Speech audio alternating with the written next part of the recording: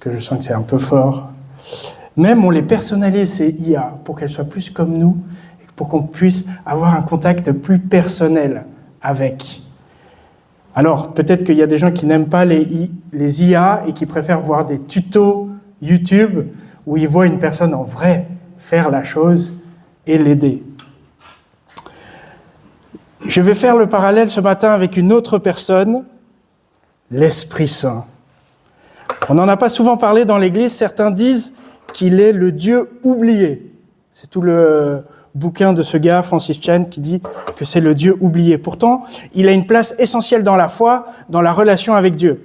Et on a peut-être encore des souvenirs de l'Église catholique et du signe de croix, et du troisième, c'est quoi? In nomine Patris et Filii et Spiritus Sancti. Amen. Le Saint-Esprit fait partie des essentiels. Et c'est pour ça qu'on va finir la série sur les essentiels ce matin en voyant cette personne. Alors, qui est-il? Que fait-il? Comment fait-on pour l'avoir? Alors, dans la Bible, il est désigné par le mot « roi ». Alors, répétez après moi, « roi ». Et il faut se racler la gorge à la fin. C'est beau l'hébreu, hein, c'est une belle langue. « Roi ». En hébreu, c'est le souffle, l'énergie qui fait déplacer les nuages, donc le vent. C'est aussi l'énergie qu'on inspire, la respiration. Et en grec, c'est traduit par le mot « pneuma ». Donc, quand vous avez des problèmes de respiration, vous allez chez le pneumologue. Pas le pneumatologue, le pneumologue. Dans la Bible, plusieurs images sont utilisées. Et regardez, je vous les ai apportées ce matin avec mes magnifiques objets. Le souffle, c'est l'autre. Le souffle, l'huile aussi, qui est utilisée dans la Bible quand on désigne quelqu'un, quand on choisit quelqu'un. Il y a l'eau, pour parler de s'abreuver, et il y a le feu. Est-ce que Clément, tu peux venir allumer la bougie ?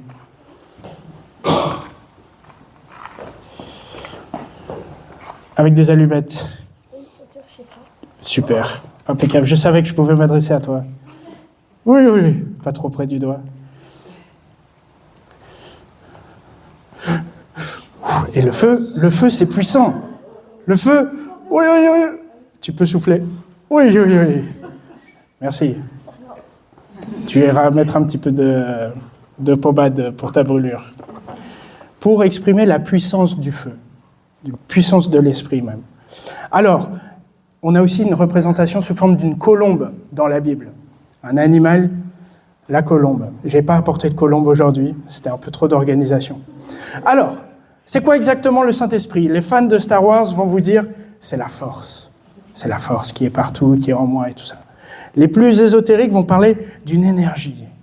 Les plus pratiques, c'est comme l'électricité ou le carburant, voilà, c'est ce qui donne la puissance.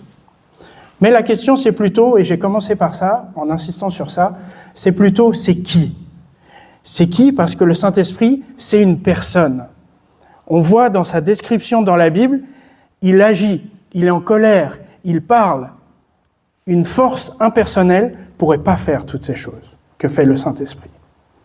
En plus, il est là depuis le début.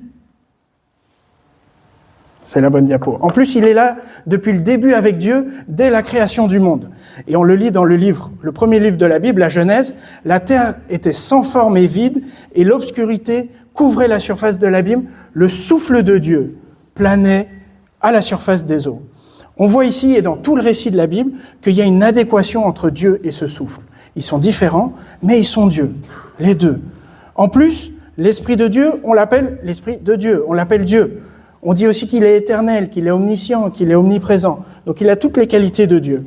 C'est quelqu'un aussi qui donne la vie. Et dans ce passage, c'est l'Esprit de Dieu qui va donner de la vie dans le chaos du monde. L'Esprit de Dieu donne la vie dans le chaos. C'est un souffle qui anime les croyants. Et il va inspirer des gens à écrire la Bible. Le véritable auteur de la Bible, c'est le Saint-Esprit, comme une muse pour ces personnes, une inspiration. Et il va aussi donner des capacités à des gens, comme un artiste, un architecte, Bécéléel, dans la première partie de la Bible. Il va aussi donner des capacités spéciales à David ou à Salomon, quand ces deux rois sont désignés avec de l'huile. Et ces personnes vont être inspirées par l'Esprit, conduites par l'Esprit. Il y a un autre groupe de personnes qui seront des porte-paroles de Dieu, appelés prophètes, qui vont être aussi guidés par l'Esprit. Et en fait, eux, ils vont voir le monde, analyser le monde comment Dieu le voit. C'est ça leur capacité spéciale grâce à l'Esprit. Et ils vont voir un monde qui se remplit de chaos à cause de la volonté de l'être humain de s'affranchir de cette vie avec l'Esprit de Dieu, de vivre sa propre vie. Et ces prophètes vont transmettre la promesse de l'Esprit qui va venir plus tard et redonner la vie. Ézéchiel va dire « Je vous donnerai un cœur nouveau, je mettrai en vous un esprit nouveau. J'enlèverai votre cœur de pierre et je vous donnerai un cœur de chair. »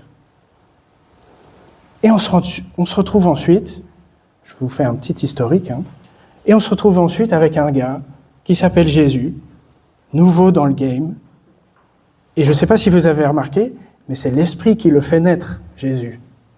On a l'expression aujourd'hui, ça ne se fait pas par opération du Saint-Esprit. Ça vient de la Bible quand on parle de Jésus. Il est né par l'opération du Saint-Esprit. Et il va être accompagné et l'Esprit va même le désigner à un moment. C'est un passage assez célèbre. Il est désigné par l'Esprit. Quand tout le peuple reçut le baptême, Jésus aussi reçut le baptême, et pendant qu'il priait, le ciel s'ouvrit et l'Esprit Saint descendit sur lui sous une forme corporelle comme une colombe. Et il survint une voix du ciel, « Tu es mon Fils bien-aimé, c'est en toi que j'ai pris plaisir. » C'est comme si on avait le début d'une nouvelle création. L'Esprit descend, comme au début, dans le chaos du monde. Là, l'Esprit descend sur Jésus, et Jésus va apporter de la vie dans le chaos. Il va guérir des gens, il va pardonner du mal. Nouvelle création, nouvelle vie avec Jésus, avec l'Esprit qui donne la vie. Et même, plus tard, quand le monde va rejeter Jésus et le tuer, l'Esprit va lui redonner la vie. C'est l'Esprit Saint qui le fait ressusciter. Parce que c'est ça qui fait l'Esprit. Il redonne la vie. Jésus, après être mort et ressuscité, il va dire « Bon, je vais quand même partir ». Il dit ça à ses amis. Et il fait la promesse que l'Esprit restera pour toujours avec ses amis. Et pour nous aussi aujourd'hui. Et je vous lis un passage qui est en deux parties sur cette promesse de Jésus. Lisez avec moi. C'est dans Jean, l'Évangile selon Jean, la bonne nouvelle selon Jean, au chapitre 14. « Si vous m'aimez, vous garderez mes commandements. Moi, je demanderai au Père de vous donner un autre défenseur, pour qu'il soit avec vous, pour toujours, l'Esprit de la vérité, que le monde ne peut pas recevoir, parce qu'il ne le voit pas et qu'il ne le connaît pas. Vous le connaissez, parce qu'il demeure auprès de vous et qu'il sera en vous. Je ne vous laisserai pas orphelin. Je viens à vous.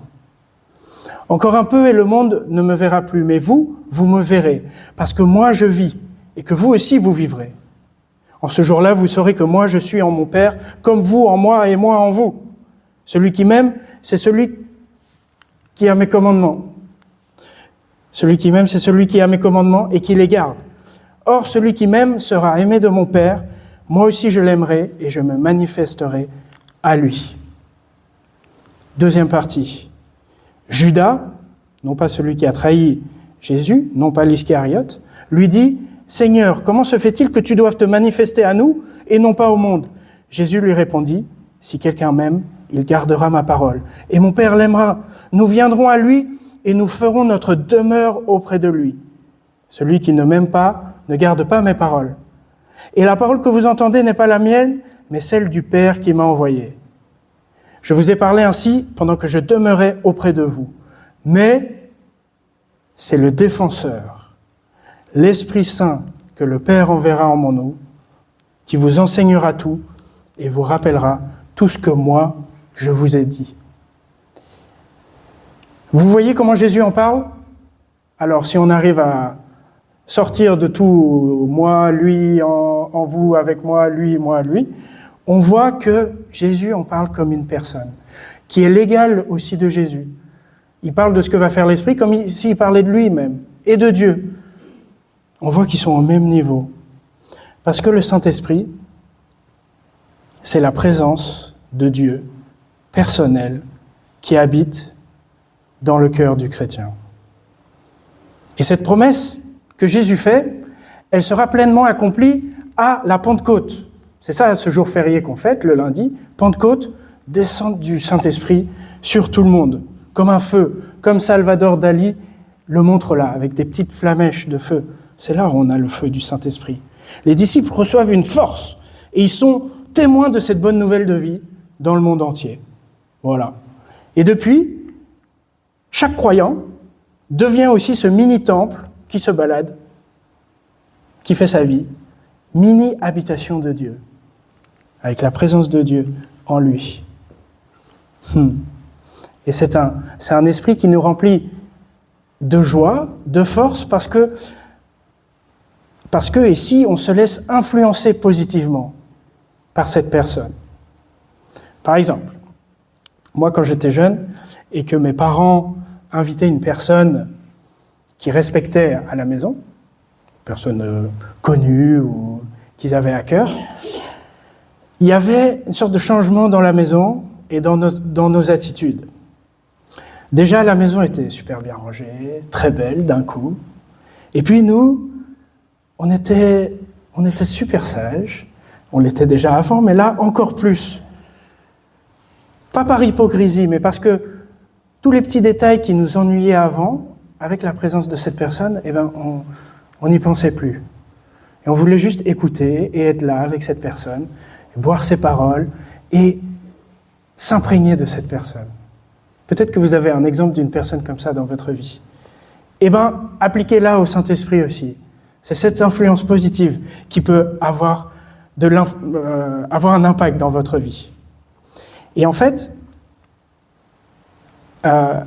être rempli de ce Saint-Esprit, c'est avoir la conscience aiguë de la présence divine de Dieu qui habite en permanence en nous. C'est une conscience, c'est s'en rendre compte. Et c'est une présence qui porte du fruit pour nous et notre prochain autour de nous, n'est-ce pas ? Voilà ce que j'ai mis. Le fruit de l'Esprit, voilà ce qu'il produit. Amour, joie, paix, patience, bonté, bienveillance, foi, douceur, maîtrise de soi, quand on est à son contact et qu'on se laisse influencer positivement. Le Saint-Esprit agit aussi comme une conscience. Je vais revenir sur ça. Vous savez, comme dans Cusco, le petit ange et le petit diable qui conseillent Kronk. Ça vous dit quelque chose ? Mais le Saint-Esprit, c'est un peu ça, mais c'est plus que ça. C'est une conviction de la nécessité de faire le bien, de la nécessité de se rendre compte du mal qui nous pourrit, de la nécessité de se remettre en question, la nécessité de changer d'orientation. Et c'est comme ceux qui écoutent Pierre, l'ami de Jésus, et c'est ce qui est dit sur le passage là, je ne sais pas si vous voyez, changez radicalement, que chacun de vous reçoive le baptême au nom de Jésus-Christ pour le pardon de ses péchés, et vous recevrez le don de l'Esprit Saint.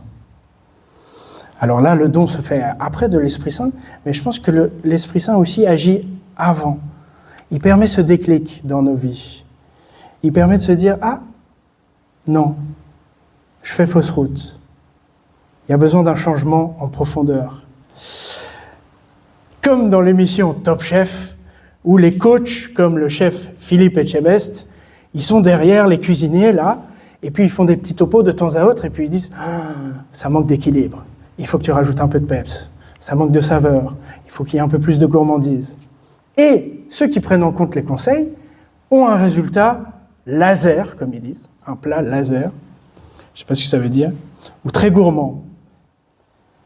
Donc l'Esprit Saint peut être ce Philippe Etchebest, peut-être en plus chaleureux que Philippe Etchebest, il peut nous dire « Ah, ça manque d'équilibre là, peut-être il y a un réajustement dans ta recette. »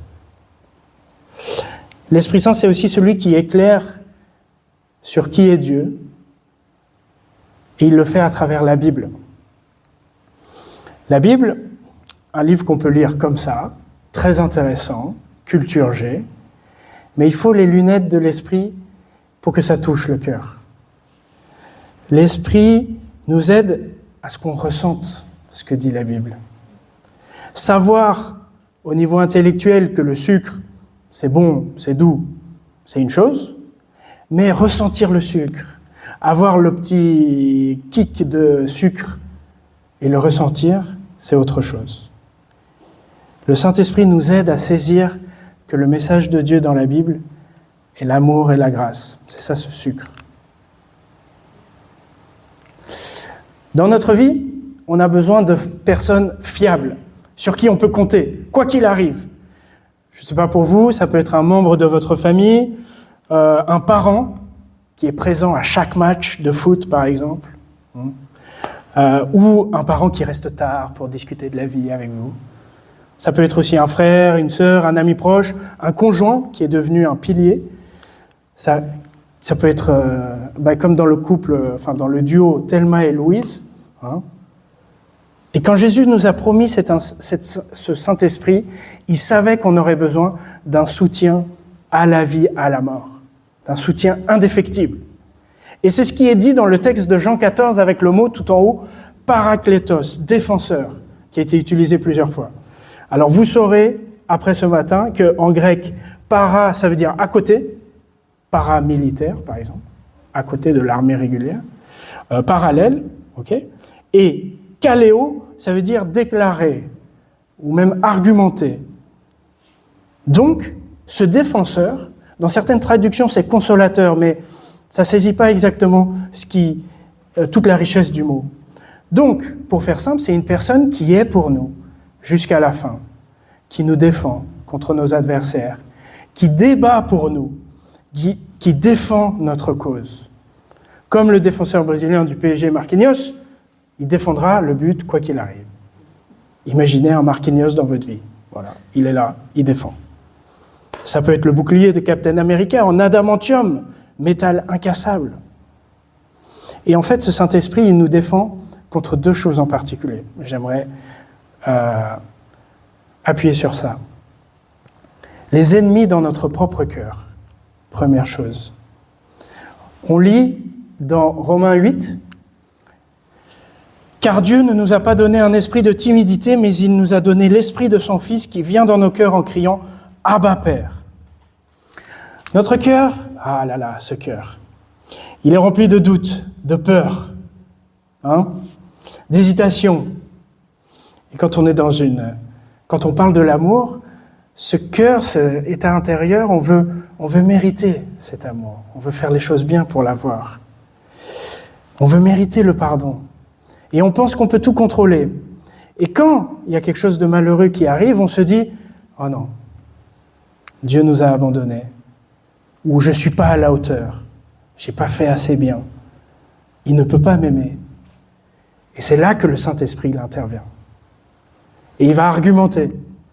Il va nous convaincre. Il va être là. Mais non, c'est pas vrai. Il n'y a aucune raison de douter. Dieu t'aime. Tu es son enfant. Tu lui appartiens. Tu es aimé. L'Esprit Saint est cette aide-mémoire qui prend la bonne nouvelle d'amour de Dieu et qui nous la rappelle et qui nous l'applique chaque jour jusqu'à ce qu'on se détende et qu'on comprenne. Dans un podcast, un professeur de psychologie parlait de l'impact de la présence d'un être cher dans une situation stressante. Lorsqu'une personne est exposée à un stimulus stressant, ses réponses physiques au stress augmentent. Et augmentent très fortement quand elle est seule, cette personne.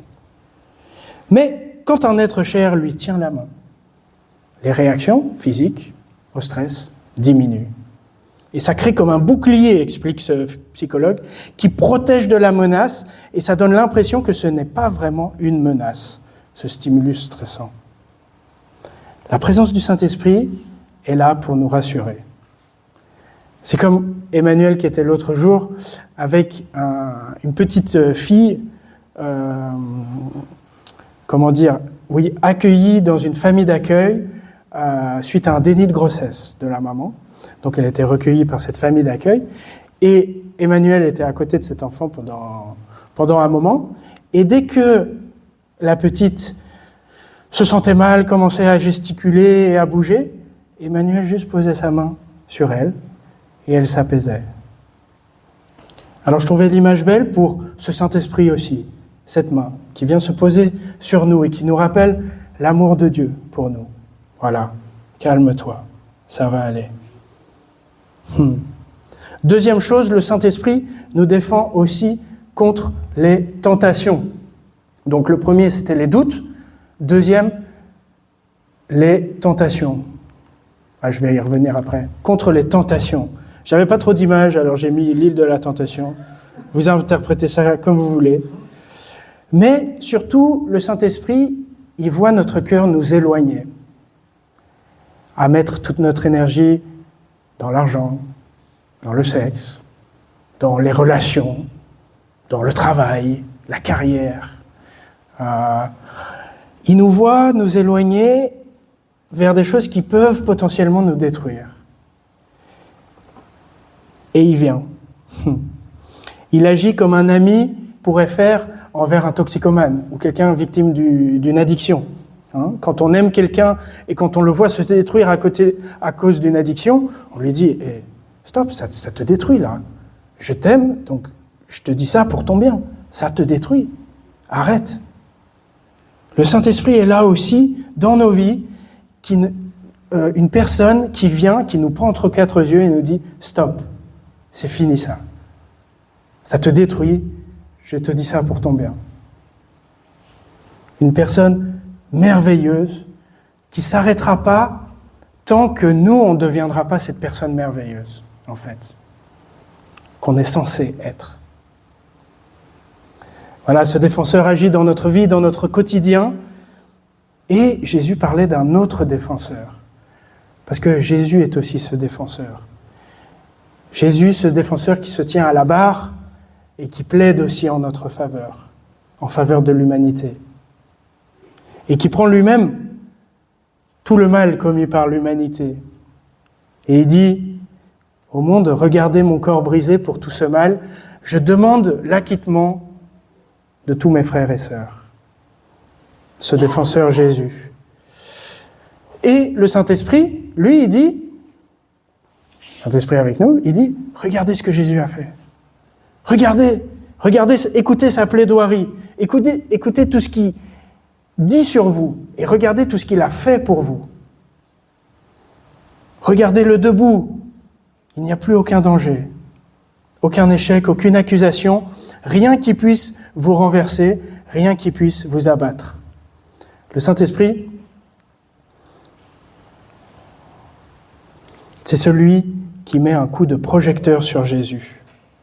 Et il dit, regardez à Jésus, regardez ce qu'il a fait. Comme des projecteurs qui éclairent une cathédrale, on ne voit pas les projecteurs, on voit juste la cathédrale illuminée. C'est le job du Saint-Esprit. Alors pour finir, je vous encourage à chercher, à demander. Le verset, frappez et l'on vous ouvrira, c'est par rapport au Saint-Esprit. Donc je vous encourage à chercher, à demander, à frapper, à accueillir ce cadeau de la présence de Dieu. C'est un cadeau pour nous. À être ouvert à son action qui donne la vie. Je le redis, c'est son job, le Saint-Esprit, de nous redonner la vie. Et il va petit à petit changer notre cœur. Peut-être qu'il était en train de mourir, cœur fermé, de pierre.